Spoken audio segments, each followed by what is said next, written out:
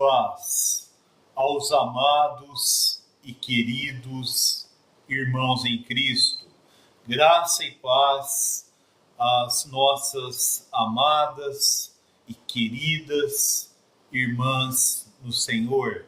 Louvado seja o Senhor. Bendito seja o nosso Deus e Pai. Aleluia. Amados irmãos, com muita alegria no meu espírito, que neste momento, neste tempo que o Senhor nos concedeu para termos comunhão na palavra de Deus, que eu estou aqui com vocês virtualmente, neste espaço virtual, neste tempo que o Senhor concedeu, neste canal, nesta rede social, com muita alegria no meu espírito e no meu coração que o Senhor me trouxe aqui para ter comunhão com todos vocês, comunhão na palavra de Deus. Não é apenas uma pregação, não é apenas um ensino, uma ministração, mas é comunhão na palavra de Deus, aonde nós ouvimos a palavra, aonde nós falamos a palavra de Deus, aonde vocês têm oportunidade de fazer comentários, enviar saudações,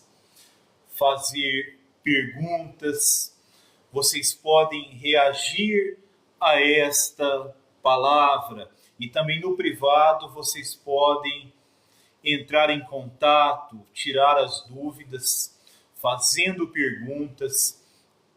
Também aquilo que vocês não concordam, falem, que nós iremos ter comunhão e vamos buscar na palavra juntos, ver o que a palavra realmente diz. Graças ao Senhor, nós estamos aqui em comunhão, em tom de comunhão com todos vocês, com todos os irmãos em Cristo, com todos os amados santos. Nesta noite, irmãos, nós iremos dar continuidade ao tema principal, a série de mensagens sobre perder a vida da alma. Mateus 16, de 21 ao 28. Perder a vida da alma, negar a si mesmo, tomar a cruz, seguir o Senhor e perder a vida da alma, está nos versículos 24 e 25. Depois tem a conclusão deste assunto nos versículos 26 ao 28, onde o Senhor Jesus mostra as consequências de se perder a vida da alma ou de se preservar a vida da alma. E ali ele fala sobre o que dará o homem em troca de sua alma, o que adiantará o homem ganhar o mundo inteiro fazendo uma grande obra relativamente, supostamente espiritual, mas uma obra feita na vida da alma, no ego, na carne da alma, na natureza caída, na natureza carnal que se expressa no ego de forma espiritual, com uma falsa espiritualidade que se opõe à vontade de Deus, se opõe ao plano de Deus, aos propósitos de Deus, se opõe à cruz de Cristo e, consequentemente, se opõe à edificação da igreja e se opõe ao reino de Deus hoje na terra, onde ele é expressado em realidade espiritual na igreja. O reino dos céus, o reino de Deus é a realidade na igreja, e a igreja é a realidade do reino dos céus, desde que ela esteja edificada, desde que o reino de Deus, o governo divino, seja o seu conteúdo. Hoje nós iremos dar continuidade à mensagem 12, cujo título é uma conclusão. São 3 mensagens, a 10, a 11 e a 12, falando sobre as consequências da queda de Caim e a sociedade, a civilização sem Deus produzida pelos descendentes de Caim, que na realidade é a produção de uma cidade, de uma civilização, de uma edificação, de um reino sem Deus. E hoje, na conclusão, nós iremos falar sobre a falsificação da edificação e do reino de Deus. A vida da alma produz uma falsificação da edificação e do reino de Deus. A descendência de Caim construiu uma sociedade, uma civilização, uma edificação, um reino que era uma falsificação da edificação de Deus e do reino de Deus. Eles edificaram uma cidade. Cidade tem 2 aspectos, meus irmãos. A cidade fala sobre edificação. Uma cidade, para ser construída, ela necessita de edificação, de construção. Coisas precisam ser construídas, edificadas, e a cidade, para poder existir, para poder ter a sua existência, ter a sua subsistência, a ter a sua civilização existindo dentro de uma cidade. A cidade envolve também um governo, um reino. É necessário um governo, uma autoridade, algo que governe a cidade. A cidade precisa ser governada. A cidade tem 2 aspectos: edificação e reino, edificação e governo. E na igreja há esses 2 aspectos: a edificação, que é Deus construindo algo dele mesmo, da vida, da natureza, do caráter dele mesmo em Cristo, ele edificando, construindo algo da vida, da natureza, do caráter de Cristo em realidade espiritual da igreja, constituindo algo da vida, da natureza divina, do caráter divino, constituindo Cristo como vida, a natureza e a vida de Cristo, o caráter de Cristo como vida em nós. E isso traz o governo de Deus, a autoridade de Deus, o domínio de Deus. Isso traz o poder de Deus, o senhorio de Deus, conduzindo, dirigindo todas as coisas. Aleluia! Louvado seja o Senhor. Bendito seja o Senhor.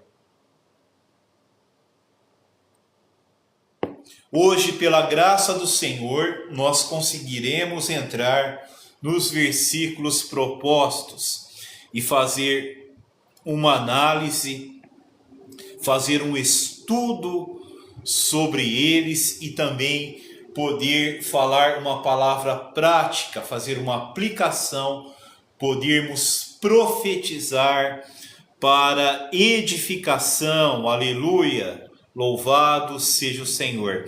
Antes iremos orar, iremos ter comunhão em oração. Peço que todos vocês estejam orando juntos comigo. Nós iremos orar juntos, vocês dizendo amém, aleluia, glória a Deus, Jesus é o Senhor, completando as orações, também fazendo curtas orações, e vocês também podem fazer orações também individuais a meu favor, a favor de todos que irão ouvir, a favor da live, intercedendo para que a palavra saia de forma viva com luz, com vida e com pureza, sem nenhuma mistura, para que haja edificação.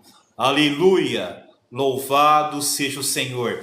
Como eu disse aqui, é uma comunhão, onde todos participam. Bendito Deus, bendito Pai, te dou graças nesta noite, ó Pai. Te dou graças pelo teu grande amor em Cristo Jesus, que morreu por nós, que se entregou por nós, que antes da fundação do mundo, ele escolheu morrer em nosso lugar, para nos reconciliar contigo, ó Pai, para nos fazer filhos teus, nele mesmo, pela fé nele. Ele é o Filho amado, é o Filho do teu amor, é o unigênito do Pai, é aquele que está no seio do Pai. Aleluia! E nele, pela redenção dele, pelo amor dele, pela graça dele de ter morrido por nós, ele nos justificou. O Senhor nos justificou com a tua justiça. E na ressurreição, ele nos concedeu vida, porque na ressurreição foi confirmada a justiça a nosso favor. Fomos justificados, feitos justos nele, e aquele que é considerado justo é perdoado, recebe vida. O nosso espírito é vida por causa da justiça. Fomos regenerados por ouvir a palavra da verdade. O Espírito Santo gerou fé em nosso coração. E podemos crer em nosso coração, receber a Cristo em nosso espírito, a sermos regenerados, vivificados, renovados com uma nova vida, com uma nova natureza e unidos a Cristo, mesclados a Cristo, incorporados a Cristo. Somos um com Ele, por meio do Espírito Santo que habita em nós.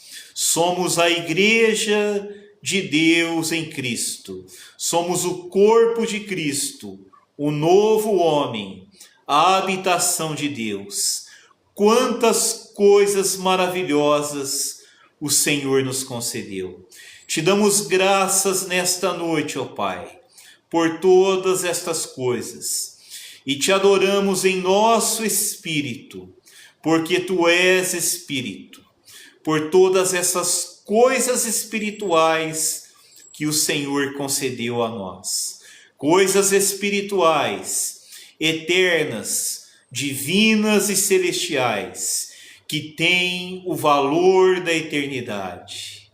Ó Pai, em nome do Senhor Jesus, oramos. Aleluia! Louvado seja o Senhor.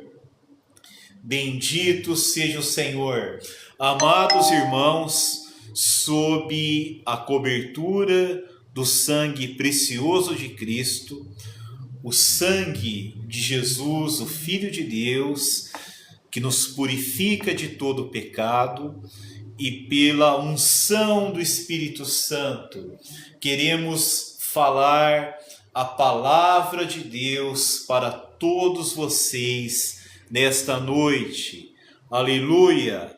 Louvado seja o Senhor. Bendito seja o Senhor. Eu quero agradecer de forma geral, não vou poder cumprimentar um a um nominalmente que entraram, mas eu quero agradecer todos vocês. Eu quero agradecer a entrada de todos vocês, a participação de todos vocês nesta live, nesta entrada ao vivo, nesta comunhão ao vivo com a palavra de Deus. Aleluia!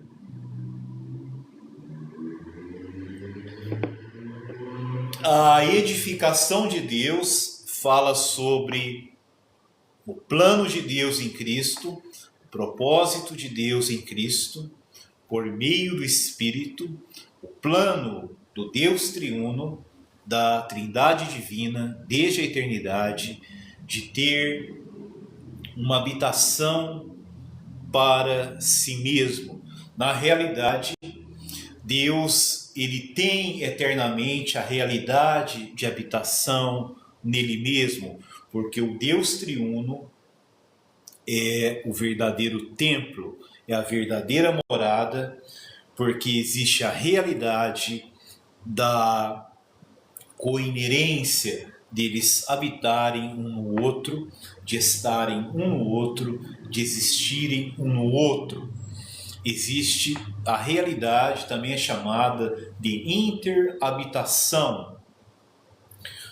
As três pessoas no Deus triuno, as três pessoas da divindade, da deidade, o Pai, o Filho e o Espírito Santo, que é um único Deus em três pessoas distintas, porém inseparáveis, eles têm a realidade de habitação neles mesmos. O próprio Senhor Jesus, quando estava na terra, disse: eu estou no Pai e o Pai está em mim. Também pode ser traduzido, tem outras partes também, que fala sobre morada, sobre habitação. Eu habito, eu moro no Pai e o Pai mora em mim. Apesar da palavra não falar explicitamente, mas é uma inferência que podemos falar de que o Pai habita no Filho, o Filho habita no Pai, mas o Pai e o Filho habitam no Espírito, e o Espírito habita no Filho e no Pai. Então a realidade da morada, da habitação já existe no Deus triuno. Então o desejo de Deus, o desejo do coração de Deus é ter uma habitação ampliada para si mesmo. Isso é algo do amor de Deus, é algo da graça de Deus, da misericórdia de Deus. Deus, ele é pleno em si mesmo.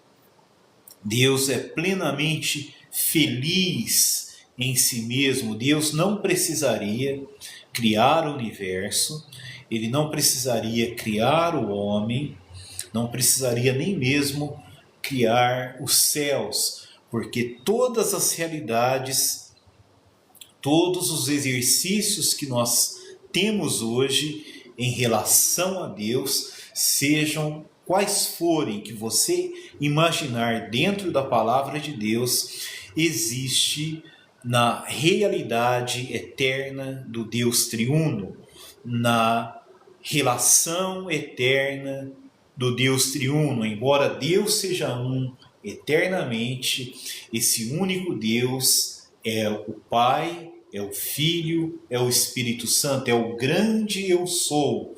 Eu sou o Pai, eu sou o Filho, eu sou o Espírito Santo, um único Deus que subsiste em três pessoas distintas. E há estudiosos na história da igreja, há teólogos que também afirmam que o Pai, o Filho e o Espírito Santo, as três pessoas, também subsistem no único Deus, na única essência divina. Há uma única essência divina que subsiste em três pessoas distintas, e as três pessoas distintas e inseparáveis, o Pai, o Filho e o Espírito, subsistem no único Deus, na única essência, na única substância divina. Aleluia! Louvado seja o Senhor. Deus criou o universo, Deus criou os céus e a terra, criou todos os seres, tanto nos céus, os seres angelicais, que há vários tipos de seres celestiais, diferenças de seres celestiais. Deus criou todo o universo, criou todas as formas de vida e criou o homem segundo a sua imagem e semelhança. E Deus, no seu plano, Ele quer expandir a sua morada. Ele quer fazer uma habitação na terra a partir do homem que Ele criou para si mesmo. Este homem de forma coletiva como seu povo, que hoje é a igreja, o corpo de Cristo, o novo homem, a nova criação, a noiva de Cristo, que um dia irá se casar com o Cordeiro Redentor em Apocalipse 19.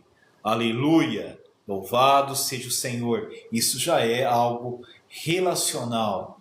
Então foi por amor que Deus criou todas as coisas. Se Deus não criasse nada neste universo, nem mesmo o céu dos céus, que é espiritual, Ele estaria habitando eternamente em luz inacessível e plenamente, extremamente feliz, porque o Deus triuno, também que foi chamado de a comunidade divina, a comunhão eterna, a comunidade eterna, a família divina, a família eterna, Ele é feliz em si mesmo. Deus nunca se sentiu só, Deus nunca sentiu solidão, Ele é completo em si mesmo, porque é um único Deus, Ele é único e triuno, e tem realidades eternas, relacionais entre o Pai, o Filho e o Espírito Santo. A comunidade eterna, a família eterna. Então foi por misericórdia, por amor. É um Deus de amor. Então Ele, nesta relação eterna, não teria como Ele não expandir. Porque faz parte do ser de Deus o relacionar-se, o dar-se, o dispensar-se, o comunicar-se, o transmitir-se, o revelar-se, porque tudo isso ocorre no Deus triuno. Aleluia! Louvado seja o Senhor.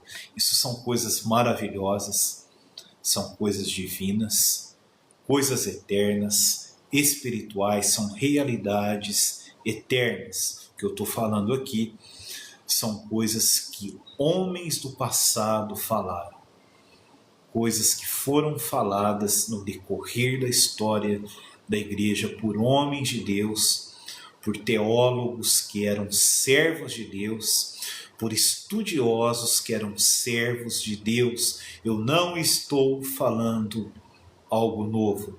Eu estou retornando ao princípio. As coisas velhas e novas ao mesmo tempo. Velhas porque são antigas, novas porque elas são sempre atuais, porque são espirituais. Aleluia! Louvado seja o Senhor. Então, o plano de Deus é ter uma edificação na terra, como a expansão da realidade que há nele mesmo, de habitação. Deus quer ter uma habitação na terra por meio da igreja. Ele quer ter a sua habitação na igreja, Ele quer ter o seu reino na terra por meio da igreja. Então, existe no universo algo contrário ao propósito de Deus, algo contrário ao plano de Deus, algo contrário à vontade eterna de Deus, algo contrário ao desejo do coração de Deus de ter esta morada eterna, esta habitação eterna para a expressão de Deus, para a manifestação de Deus, para a glória de Deus, aonde Ele irá exibir, manifestar todos os seus atributos em Cristo, por meio do Espírito na igreja, e onde ele irá reinar plenamente, governar plenamente, dominar totalmente e manifestar totalmente o seu poder.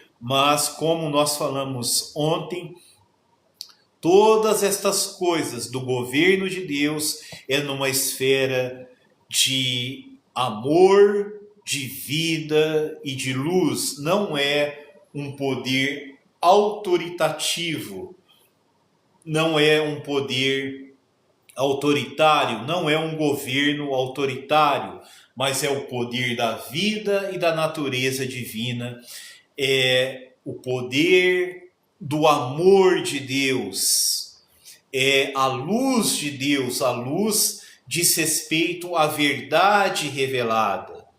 Uma vez a verdade revelada, nós podemos entrar na realidade espiritual, a realidade que é o próprio Deus. O Senhor Jesus disse: eu sou o caminho, a realidade e a vida.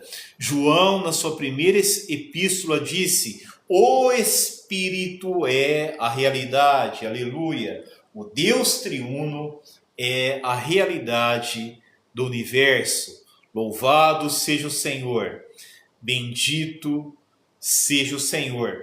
Então, irmãos, nós temos aqui ainda quase meia hora. Vamos entrar nos versículos, vamos ver que Caim, a partir de Caim e depois com a sua descendência, foi formada uma sociedade sem Deus, que é uma imitação, uma falsificação da edificação de Deus, do reino de Deus. É uma edificação sem Deus, um reino sem Deus.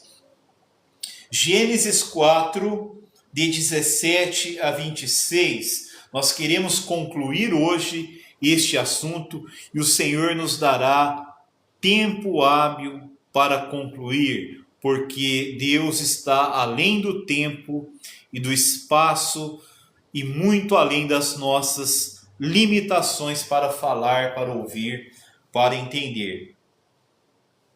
E coabitou Caim com sua mulher. Ela concebeu e deu à luz a Enoque. Caim edificou uma cidade e lhe chamou Enoque, o nome de seu filho. Aqui nós vemos a primeira cidade edificada, a vida da alma. Caim, que vivia na vida da alma, ele que propôs um outro culto redentivo, representativo. O culto determinado por Deus era o sacrifício do cordeiro no Éden. Depois Abel continuou o que os pais faziam e ele ofertava as ovelhas e o melhor da gordura das ovelhas. Havia derramamento de sangue. Em Hebreus 9, a palavra diz que sem derramamento de sangue não há remissão de pecados. Não há como o homem ser redimido e se reconciliar com Deus e se aproximar de Deus, ter comunhão com Deus e adorar a Deus e desfrutar a presença de Deus, a desfrutar a vida de Deus, desfrutar a alegria de se ter um relacionamento com Deus. Isso foi determinado por Deus para que o homem pudesse se aproximar. Caim propôs um outro culto redentivo, representativo, oferecendo frutos. Ele era lavrador e ofereceu frutos da terra. Ele não quis sacrificar e derramar sangue. Ele rejeitou a redenção futura que haveria em Cristo Jesus, porque aquele sacrifício de Abel era uma prefiguração da morte de Cristo no Calvário.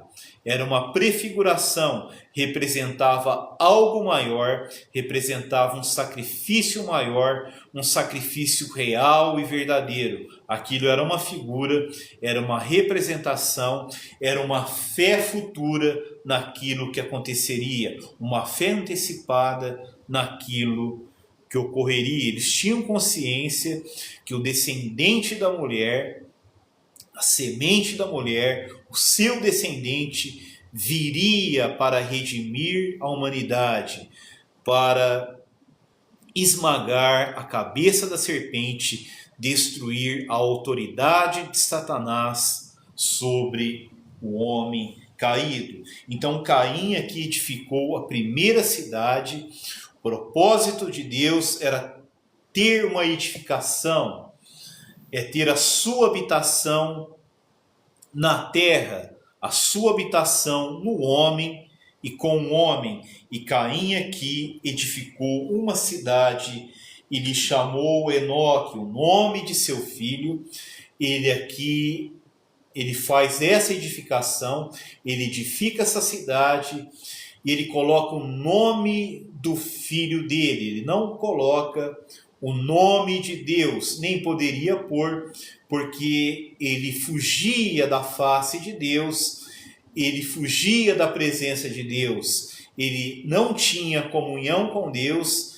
Isso significa que ele não adorava a Deus, ele não queria um relacionamento de Deus. João, em sua primeira epístola, talvez no capítulo 5, ele fala que Caim era do maligno.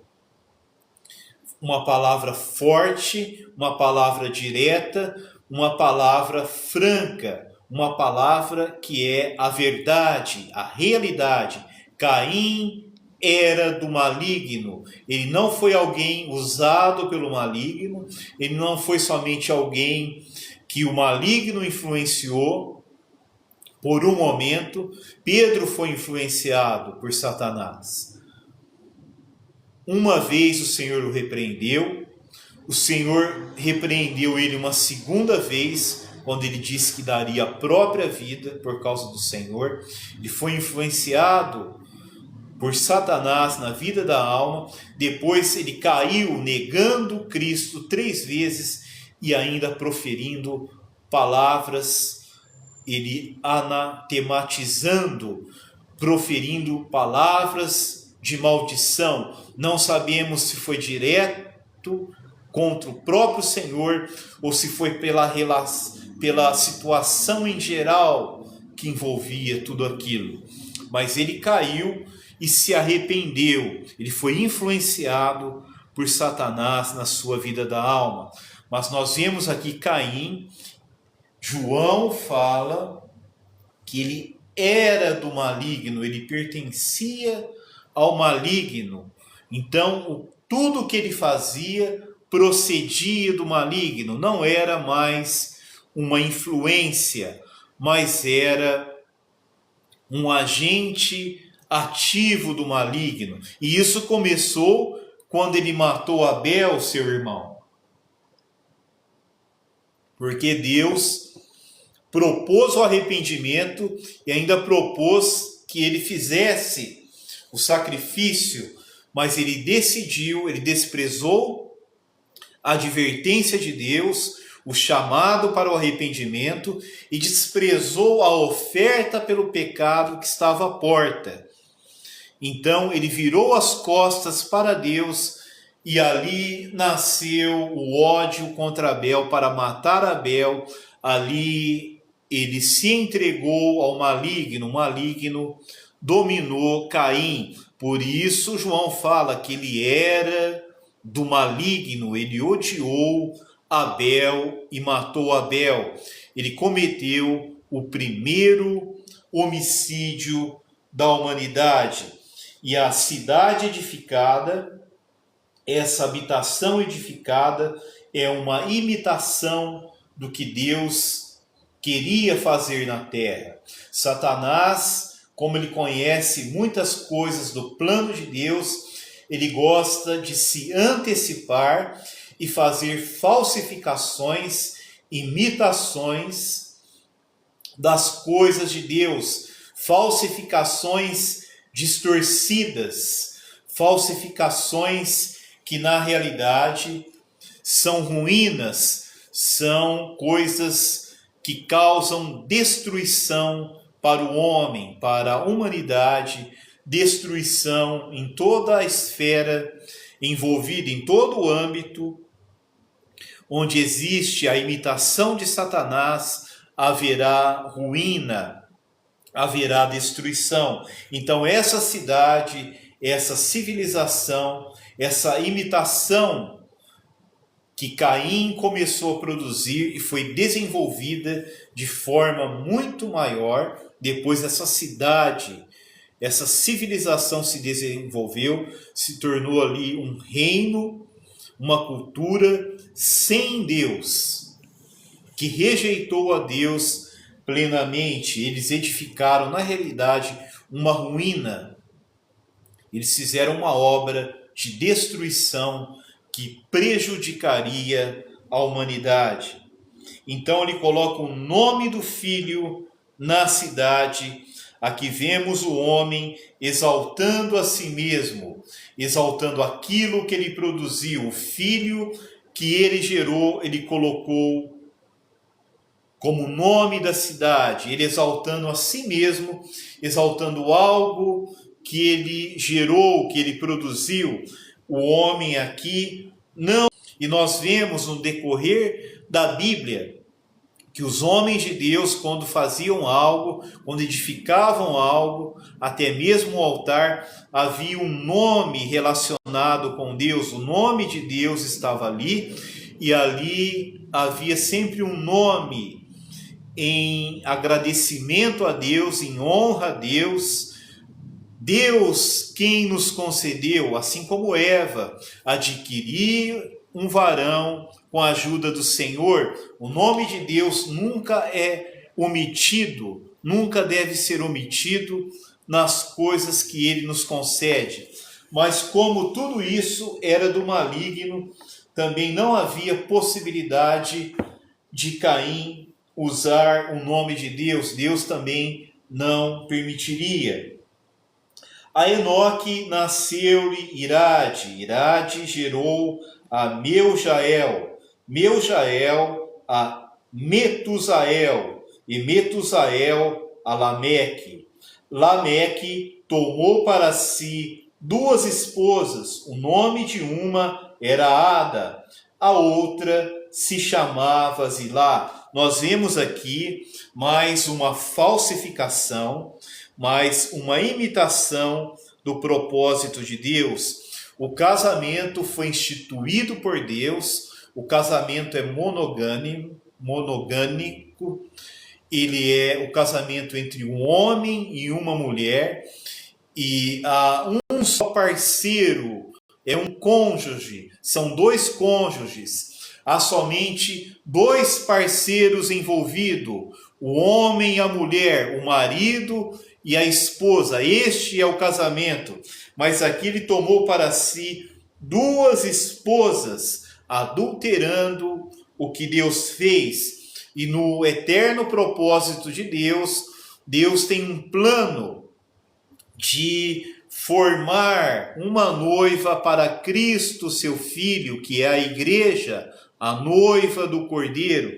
Então aqui nós vemos uma profanação ao que Deus estabeleceu no casamento, que é monogâmico.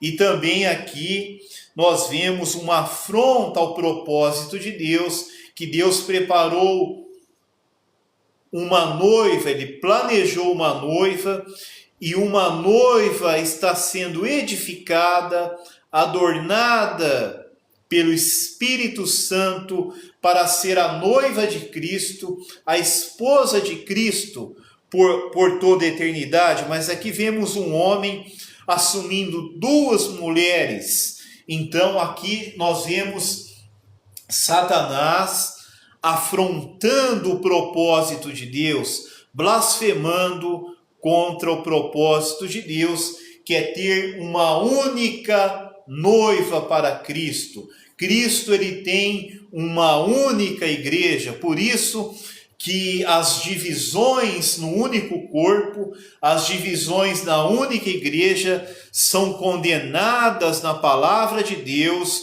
como obra da carne, em Gálatas 5. As obras da carne são conhecidas, é citada a prostituição, é citada a feitiçaria, inimizades, porfias, divisões, que significa seitas e heresias, porque Cristo só tem uma igreja, ele só tem um corpo, o qual ele habita, ele está unido, mesclado e incorporado, que é a igreja, o corpo de Cristo, que ele é o cabeça, e relacionalmente a igreja é a sua noiva, se tornará sua esposa eternamente, que é a nova Jerusalém, a noiva, a esposa do Cordeiro. Em Apocalipse 21, 22, nós vemos aqui uma blasfêmia contra o propósito de Deus, que o inimigo usou a descendência de Caim para fazer. Vamos continuar. Ada deu à luz Jabal, e este foi o pai dos que habitam em tendas e possuem gado. Caim não quis criar gado para sacrificar, mas a sua descendência possui gado apenas para sua satisfação pessoal, para sua subsistência. Aqui vemos o homem criando um sistema de subsistência através de gados, porque ele não confiava em Deus para a sua subsistência. Ele tinha rejeitado a Deus, ele não tinha mais Deus como sua fonte de suprimento. Por isso ele já faz aqui um esquema com gado para suprir a sua necessidade. Aqui existia a posse de gado, eles habitavam em tendas e possuíam gado. Aqui vemos que eles não dependiam de Deus. Nós vamos continuar vendo como havia a falta da presença de Deus nesta habitação. O nome de seu irmão era Jubal. Este foi o pai de todos os que tocam harpa e flauta. Aqui o homem, por não ter a presença de Deus nesta habitação, ele começa a inventar um tipo de entretenimento, um tipo de diversão, de distração para alegrar a sua alma. Então aqui começa a desenvolver-se a música. Ele é o pai de todos os que tocam harpa e flauta. Então já existia a harpa aqui, a harpa foi inventada, a flauta foi inventada.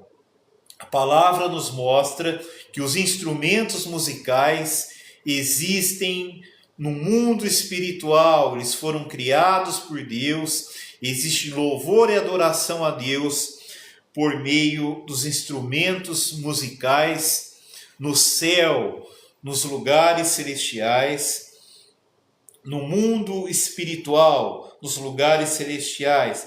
E Deus, em sua bondade, permitiu que eles conseguissem reproduzir instrumentos musicais. Deus foi misericordioso para que eles não ficassem sem nenhum tipo de alegria, sem nenhum tipo de distração, sem nenhum tipo de conforto em sua alma. Deus foi misericordioso para com eles, então eles teriam um desfrute, uma alegria humana na alma deles através da música.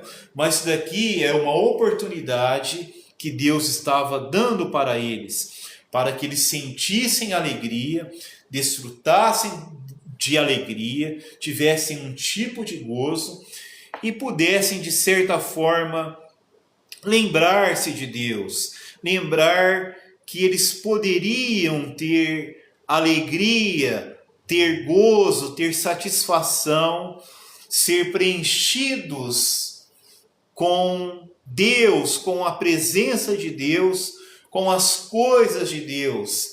mas eles não queriam nada que tinha a ver com as coisas de Deus, com as coisas divinas.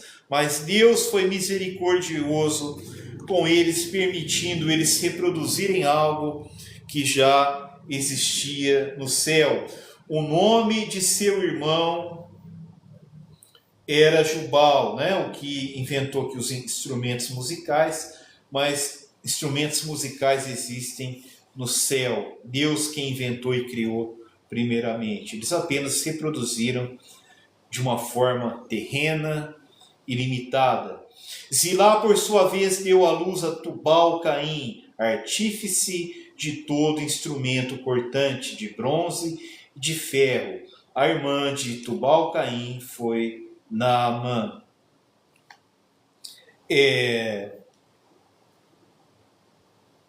Tubal-Caim foi artífice de todo instrumento cortante de bronze e de ferro. Nós vemos aqui que esses instrumentos de bronze e de ferro talvez fossem para caçar os animais, abater os animais, mas aqui na realidade era a falta de segurança. Aquela civilização cresceu, havia muitos homens, havia muitas pessoas, eles não se sentiram seguros por não terem a presença de Deus. Eles se sentiram inseguros, se sentiram com medo uns dos outros. Eles já tinham consciência da maldade humana. Eles sabiam do que Caim tinha feito lá atrás. Então houve uma insegurança. Pela falta de Deus, eles construíram instrumentos para se defenderem de outros homens, se defenderem dos animais. Então, eles não dependeram de Deus para a sua segurança, para que houvesse paz entre eles e para que não fossem atacados pelos animais. Então, eles não dependeram de Deus. De forma direta, fizeram instrumentos, fizeram ferramentas. Irmãos, cuidado hoje na igreja você ficar inventando certos instrumentos, coisas instrumentais, que são vulgarmente chamadas de ferramentas para se fazer coisas espirituais, para pregar o evangelho, para atrair pessoas para reuniões, para ministrar a palavra de Deus. Ferramentas usadas até para reunião de orações. As pessoas falam que tem ferramentas. Cuidado, vá diante do Senhor, ore ao Senhor, interceda, clame, tenha comunhão com Deus, determine as coisas que Deus quer que aconteça e elas acontecerão, porque são a vontade de Deus. Nós não precisamos de ferramentas nenhuma, irmãos. Louvado seja o Senhor. Nós temos Deus, nós temos segurança em Deus, nós temos o nome do Senhor Jesus, temos a palavra do Senhor Jesus e temos o Espírito de Deus, o Evangelho de Cristo, a presença de Deus. Não precisamos de ferramentas na igreja de Deus para fazer qualquer coisa no serviço e na obra de Deus. Aleluia! Louvado seja o Senhor. Isso é não confiar em Deus, é não ter segurança em Deus, é não confiar nas promessas de Deus. Nós não precisamos de técnicas psicológicas, de muitas luzes, de muitos ambientes que se mudam com luzes, para despertar aumento de substâncias cerebrais, para cativar pessoas. Não precisamos disso. Isso são ferramentas da carne, da vida, da alma, do ego. É coisas infernais que estão sendo introduzidas na igreja de Deus. Louvado seja o Senhor. Vamos rejeitar isso, irmãos. Igreja de parede preta, com luzes, que parece uma boate. À frente parece mais um ambiente, um cenário de programas de televisão, de show. Não precisamos disso. Essas ferramentas não são de Deus, são da descendência de Caim, são da vida da alma, vêm do Hades. Vamos rejeitar, vamos voltar à pureza da pura palavra de Deus. Aleluia, louvado seja o Senhor. Não somos a descendência de Caim. Não precisamos de distração, não precisamos de esquemas, não precisamos de instrumentos, de ferramentas, de técnicas psicológicas. Técnicas psicológicas é a vida da alma em funcionamento, substituindo as coisas da palavra de Deus, as ministrações do Espírito Santo, substituindo as operações de Deus na igreja. Vamos ter fé na palavra de Deus, fé no nome do Senhor Jesus, fé no ministério do Espírito Santo. Aleluia! Louvado seja o Senhor. Bendito seja o Senhor. Aleluia, irmãos. Louvado seja o Senhor. Aqui nós vemos uma falsificação da edificação de Deus e uma falsificação do reino de Deus. Aqui foi estabelecido um governo sem Deus, uma sociedade sem Deus. E aqui Lameque disse às suas duas mulheres: matei um homem porque ele me feriu, e um rapaz porque me pisou. O homicídio cresceu. 7 vezes se tomará a vingança de Caim, de Lameque, porém, 70 vezes 7. Mas graças ao Senhor, o Senhor teve uma reação aqui. O Senhor, ele retorna, ele reage. Louvado seja o Senhor.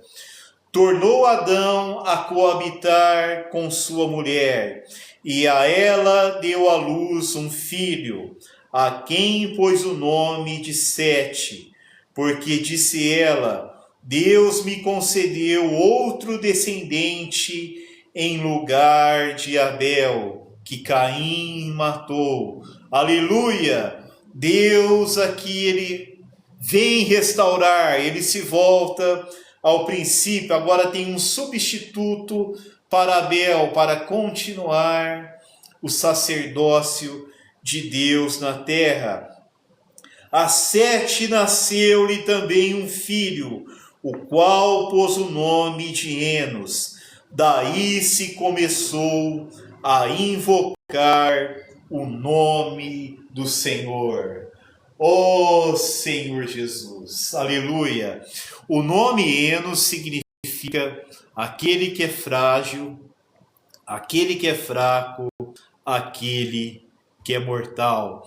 Aqui, nessa continuação de Adão e Eva, Sete foi o substituto de Abel no sacerdócio.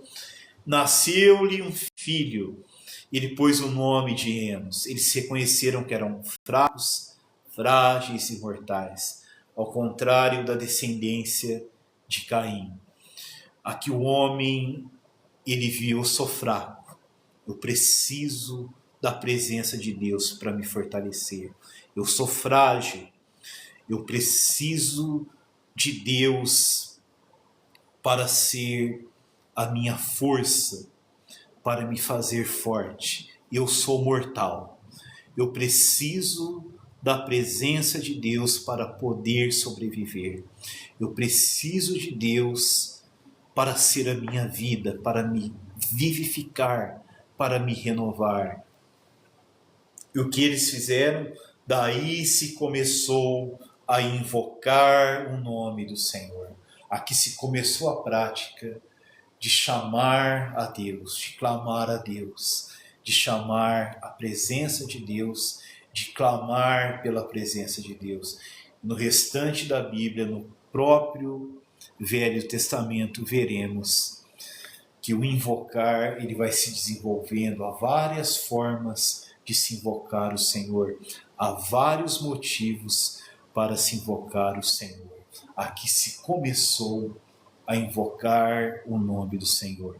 E hoje, como cristãos, como nós invocamos o nome do Senhor, tem um exemplo no Novo Testamento, em Atos capítulo 7, quando Estevão estava sendo apedrejado, estava sendo ali morto.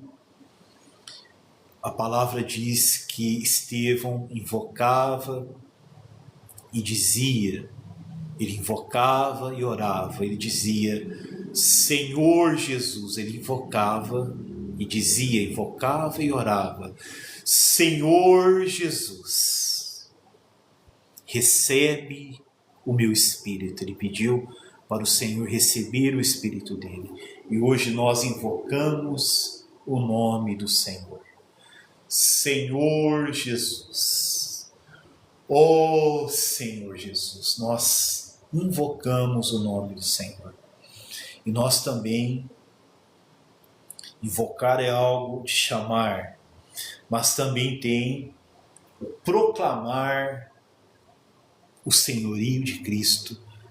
Não é algo para dentro, mas é algo para fora, que é proclamarmos o senhorio de Cristo, como em 1 Coríntios 12, ninguém pode dizer que Jesus é o Senhor. Nós dizemos Jesus é o Senhor, Jesus Cristo é o Senhor, para a glória de Deus Pai. E quando dizemos Senhor Jesus, nós também estamos proclamando.